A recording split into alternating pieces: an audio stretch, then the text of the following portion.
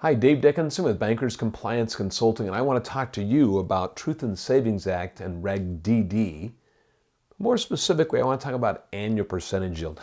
This is not a new reg. There hasn't been any changes, but yet this is an area that a lot of people just don't understand. What is an annual percentage yield? Well, let me make it as simple as possible.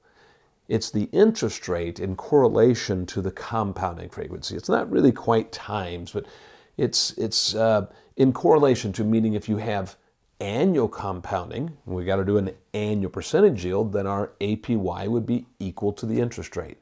But if you had semi-annual compounding, then we're going to add interest to the principal, and that principal is going to go up, and then I'm going to earn more the next 6 months than I did the first 6 months. And we're going to roll everything into a year. So what I'm really missing in this formula, making it simple, is time. Everything is going to be compared to 1 year. If we have quarterly compounding, then we're going to have 4 times throughout a year that we're going to add interest to the principal, and we're going to make, therefore, a higher APY than the interest rate. Now, the other tricky thing about this, not being logical necessarily, is that the annual percentage yield assumes that interest remains on deposit until maturity. That's a statement that you have to make in your Truth in Savings Act disclosures. So if that's true, then crediting isn't a factor. We're not going to allow the idea that interest might be leaving through withdrawals. Crediting is of no factor when it comes to the disclosed annual percentage yield. So annual percentage yields really are theoretical, much like an APR on the loan side as well. If you play exactly by these rules, this is what you would earn, but that may not be the real case. Hence, there's this assumption clause that says we assume interest is remaining on deposit until maturity. Now, we can work through all sorts of mathematical examples, but basically you need to always disclose your compounding frequency the way your bank's policy is for that account, whether it be a time account or a savings or money market.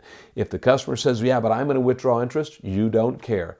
The annual percentage yield assumes the interest remains on deposit until maturity. So you're always going to disclose your compounding frequency the same. The crediting frequency, you need to disclose specific to the customer. If they're taking a monthly check through a time account, for instance, or having it swept into a deposit account, then you're going to disclose the frequency of that happening. That's getting into the weeds and some tricky stuff, and that's what we're going to do when we run our webinar here on Reg DD, Truth in Savings Act, January 16th. I'm going to spend 1 hour getting into the weeds, talking about that type of thing. The account disclosure requirements, the periodic statement requirements, the importance of consistent terminology that we often see banks that get cited for. We're also going to get a little bit into the overdraft related disclosures that have to do with Truth in Savings Act and making sure that you're not running into UDAP issues there. So again, 1 hour, January 16th, join me, Dave Dickinson, with Bankers Compliance Consulting. We'll see you then.